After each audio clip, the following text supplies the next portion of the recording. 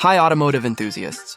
Welcome to Boost Bureau, where today we're diving into the thrilling saga of the Mustang Boss 302, a machine that wasn't just another muscle car, but a purpose-built contender designed to dominate the fiercely competitive Trans Am racing scene of the late 1960s and early 1970s. This story is about engineering brilliance colliding with motorsport ambition, about the cultural climate that demanded a hero, and about how one car came to symbolize more than horsepower or style. It represented victory on the track and pride on the street. So why does the Boss 302 still matter today, decades after its championship moment, and what made it so different from other Mustangs and rival muscle cars of its era? That's the journey we're taking you on. We'll start by setting the stage in America's golden age of pony cars, when the Mustang had already redefined what an affordable performance car could be, but found itself facing a determined challenge from Chevrolet's Camaro, which quickly became the darling of the Trans Am circuit. Ford's response needed to be sharper, leaner and faster, not just another showroom model, but a homologation special bred for one purpose: winning. From there, we'll peel back the layers on how the Boss 302 came to life. The engineering decisions that balanced raw speed with endurance. The strategic compromises that allowed it to exist within strict racing rules while still being sold to everyday drivers, and the internal battles within Ford that shaped its destiny. Along the way, you'll hear how the car was received by racers, by enthusiasts, and by the public, and how its triumphs and setbacks echoed far beyond the racetrack. We'll also look at what made the Boss 302 unique among its peers: its high-revving small-block V8, its track-tuned suspension, its muscular yet functional styling, and how those qualities reflected a philosophy that racing and production could fuel each other. Finally, we'll explore the legacy, from its championship-winning season in 1970 to its cultural rebirth in later decades, showing how the Boss 302 didn't just beat the Camaro, but also left an imprint on automotive history that still excites collectors and inspires engineers. By the end of this video, you'll have a full picture of why the Mustang Boss 302 wasn't just another fast car, but a carefully orchestrated weapon in a broader battle of brands, technologies, and identities. So buckle in, because the road ahead is filled with high stakes, dramatic turns, and a story that revs just as hard today as it did more than 50 years ago. The late 1960s was not a quiet era for American automakers. Competition was fierce, and racing was the ultimate stage for bragging rights. When the Camaro Z28 began to shine in Trans Am racing, Ford realized that the Mustang's reputation was in danger of being overshadowed. This was not just about pride, but about the lucrative connection between winning on Sunday and selling on Monday. So the decision was made to create something extraordinary: the Mustang Boss 302, a car that would blur the line between street machine and track-bred weapon. Micro story. Picture the moment in 1967 when Chevrolet rolled out the Z28 with its high-revving small-block engine built for endurance racing. Mustang fans were stunned to see Chevy steal headlines, and Ford's executives faced a hard truth. The original Mustang, though beloved, wasn't cutting it in Trans Am. This was a turning point that forced Ford's hand, making the Boss 302 less a vanity project and more a necessity for survival in motorsport credibility. Context, digest. At that time, the Sports Car Club of America had strict rules. Cars had to be based on production models. Engines were capped at 5 liters, and at least 1,000 units had to be sold to the public for homologation. This created a fascinating tension, because manufacturers couldn't simply build one-off race cars. They had to deliver performance in a package ordinary drivers could buy. And that rule is exactly why the Boss 302 exists. The Mustang already carried the weight of being America's pony car icon. But with the Camaro threatening that image, Ford needed a champion that could run, turn, and endure across grueling Trans Am circuits. Engineers, marketers, and racers all pulled into alignment, setting the stage for something unlike any Mustang before. Micro story. In Ford's design studios, stylist Larry Shinoda, fresh from GM and with deep experience in performance projects, was tasked with shaping the look and feel of the Boss 302. He gave it a stripped-down, purposeful identity, with blackout panels, bold stripes, and a stance that spoke the language of speed. Yet Shinoda also knew that this wasn't just about cosmetics. So every line was infused with aerodynamic consideration, making the car appear faster even at rest, which helped sell the idea of a street car born from the track. Reflection bridge. By marrying design flair with engineering necessity, the Boss 302 gained its distinct identity as something more disciplined than brute muscle. Micro story. On the engineering side, the real magic lay in the heart of the machine. A high-compression, small-block V8 that revved higher than the typical muscle car engine. It was designed not for drag strips, but for endurance, balancing raw power with the ability to sustain high RPMs over long races. This made it an unusual creature in an era obsessed with big block torque, but it was exactly what Trans Am demanded. Context digest. While many American enthusiasts were fixated on quarter-mile times, Trans Am fans understood that road racing required something different. Nimble handling, precise braking, and engines that could stay alive lap after lap. The Boss 302's suspension tuning, with revised control arms, stiffened springs, and competition-spec shocks, reflected that European-style sensibility, making it more of a corner carver than a straight-line bruiser. Micro story. The public reaction was split. Some Mustang fans adored the sharper, racier direction, while others were puzzled that Ford wasn't offering the kind of huge displacement they expected from muscle cars. But for the dedicated enthusiast, the Boss 302 was a revelation. It felt alive at speed, it begged to be revved, and it made weekend warriors feel connected to the Trans Am battles unfolding at tracks across the country. Reflection bridge. This dual identity, both misunderstood and revered, only added to the Boss 302's mystique. Context digest. Sales numbers weren't enormous, but that wasn't the point. Ford built just enough to satisfy homologation requirements, ensuring that what people drove on the street truly mirrored what professional drivers pushed to victory. It was authenticity in sheet metal, something that made the Boss 302 stand apart in a crowded market of performance packages and marketing gimmicks. Micro story. As the 1969 season unfolded, the Boss 302 began to prove its mettle on the track. Though plagued at times by reliability issues and the growing pains of a new racing program, it showed flashes of brilliance that hinted at its full potential. Fans started to notice that this was not just hype, but a serious machine capable of challenging the Camaro juggernaut. In those early races, the stakes were clear. If the Boss 302 could not close the gap, Ford risked watching its flagship performance car lose relevance in the one arena that mattered most. Yet each lap brought valuable lessons, and by the end of the season, the pieces were falling into place. With this foundation laid, the stage was set for an even more intense confrontation in 1970, when the Mustang Boss 302 would have its defining showdown against its fiercest rivals. The arrival of the 1970 Trans Am season was a turning point not just for Ford, but for the entire pony car market. By now, the stakes had escalated, and the Boss 302 was no longer an experiment. It was the sharp edge of Ford's racing strategy, and everything depended on its ability to deliver victories against rivals who had no intention of stepping aside. Micro story. The man at the center of this campaign was racing legend Parnelli Jones, whose fearless driving style perfectly matched the aggressive character of the Boss 302.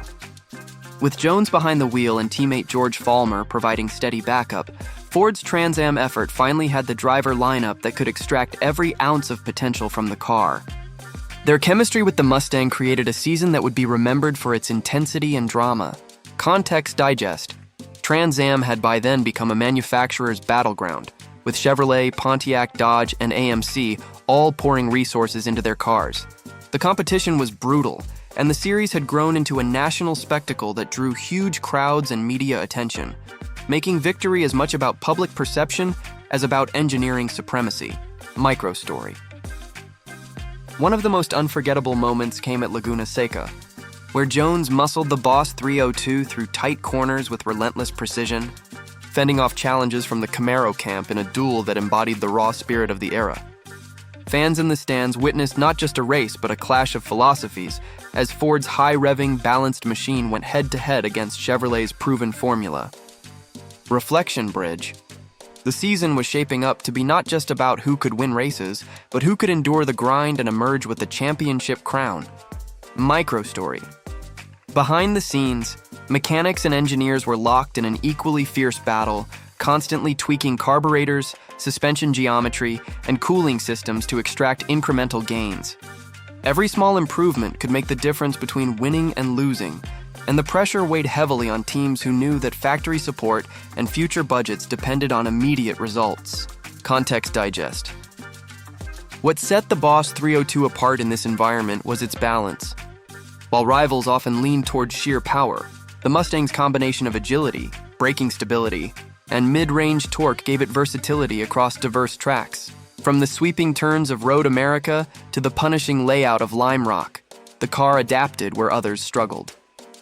Microstory. At Watkins Glen, the Boss 302 showcased its resilience. Despite early setbacks and contact with competitors, Jones pushed relentlessly, clawing back positions and demonstrating the car's ability to stay alive under punishment. That determination wasn't just about points. It was about sending a message to rivals that Ford would not be intimidated. Reflection Bridge.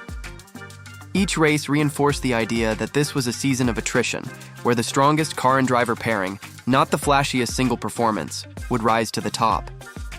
Microstory. The final rounds of the championship became a war of nerves. Jones and the Boss 302 fought through mechanical scares, fierce on-track battles, and the relentless psychological warfare of knowing that one slip could undo months of work. Yet in the end, consistency and resilience paid off, with Ford capturing the 1970 Trans Am Championship, a triumph that validated the entire Boss 302 project and cemented its legend. Context Digest. That championship wasn't just a motorsport victory. It was a marketing boon that proved the Mustang could stand toe-to-toe with any rival, giving Ford renewed credibility in showrooms and solidifying the idea that American cars could combine brute strength with racing finesse. Microstory. For fans, the victory was electric.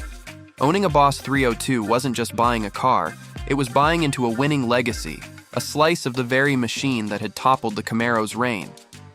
Magazines celebrated it, dealers leveraged it, and enthusiasts began to view the Mustang not just as a stylish coupe, but as a legitimate performance benchmark. As the dust settled on the 1970 season, the Boss 302 had transformed from a question mark into a proven champion, and its future now extended beyond racing into the broader culture of American performance cars. The challenge ahead was how Ford would preserve that momentum, especially as the 1970s brought new economic pressures, regulations, and shifting consumer tastes that threatened to redefine what muscle cars could be. The early 1970s brought a sobering reality to the muscle car era. Emissions regulations tightened, insurance premiums climbed, and the first signs of the oil crisis loomed. Against this backdrop, the Boss 302's reign was brief but unforgettable, and its legacy took on new meaning as enthusiasts began to see it not just as a champion of its time, but as a symbol of what was possible when racing passion drove production. Microstory. After winning the 1970 Trans Am Championship, Ford quietly withdrew from the series, shifting corporate priorities toward broader market stability and new regulatory challenges.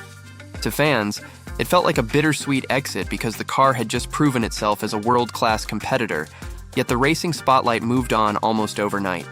Context Digest. The timing of that exit reflects the broader automotive climate, rising costs of motorsport participation, tightening government oversight, and a market that was beginning to question the practicality of high-performance cars. In that sense, the Boss 302 was not just a product of its era, but also a victim of it. Microstory. Yet enthusiasts refused to let it fade.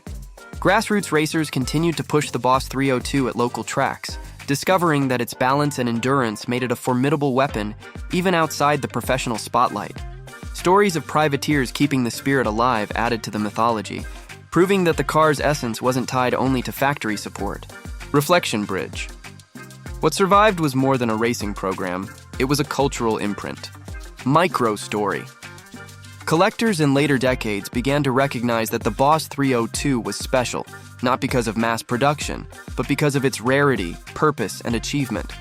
Auction blocks in the 1980s and 1990s saw values climb steadily, with pristine examples commanding admiration and significant sums, and this recognition cemented the car as an icon of disciplined American performance. Context Digest. Ford itself revisited the legend in 2012 with a modern Boss 302 edition, carefully engineered to echo the philosophy of the original. It featured a naturally aspirated V8 tuned for high-revving endurance, track-ready suspension, and styling cues that nodded to Shinoda's work, serving as both tribute and modern reinterpretation for a new generation of enthusiasts. Microstory. Owners of the 2012 Boss discovered that the car delivered the same dual thrill as its predecessor. road usability combined with weekend track dominance.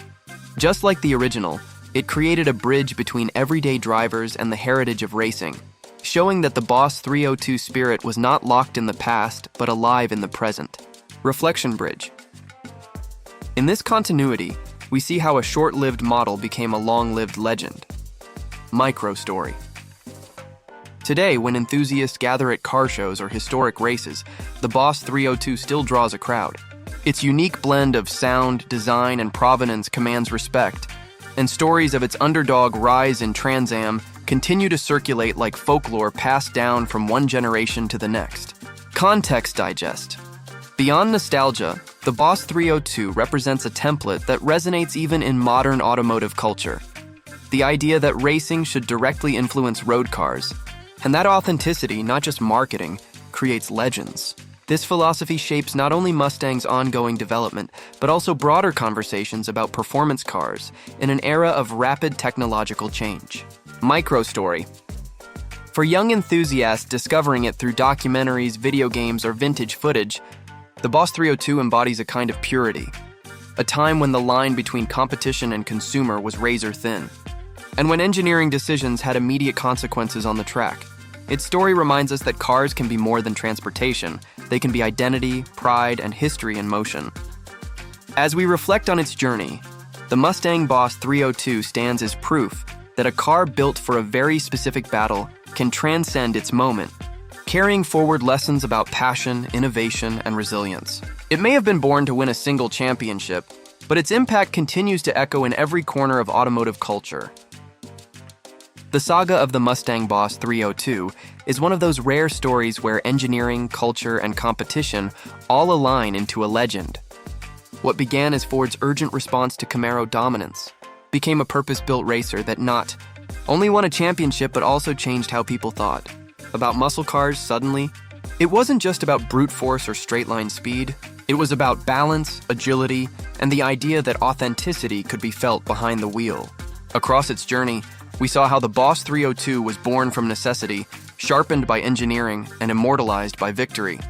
We also saw how quickly the environment shifted, with regulations and markets forcing the program to end just as it was hitting its stride. Yet even in that brevity, the car's legend only grew stronger, nurtured by privateers, preserved by collectors, and later revived by Ford itself to remind the world that the Boss was never forgotten. What endures today is not just the car's performance, but its philosophy, that racing should inspire production, and that the connection between driver and machine is what truly defines greatness. For enthusiasts, the Boss 302 is more than a model. It is a story of determination, creativity, and resilience against odds, the kind of story that makes automotive history so compelling. So as we close the chapter on this tale, remember that the next time you hear the roar of a high-revving V8, it carries echoes of that 1970 season and the Mustang that proved it could rise to the challenge. Thanks for riding with us on Boost Bureau. See you next time, automotive enthusiasts.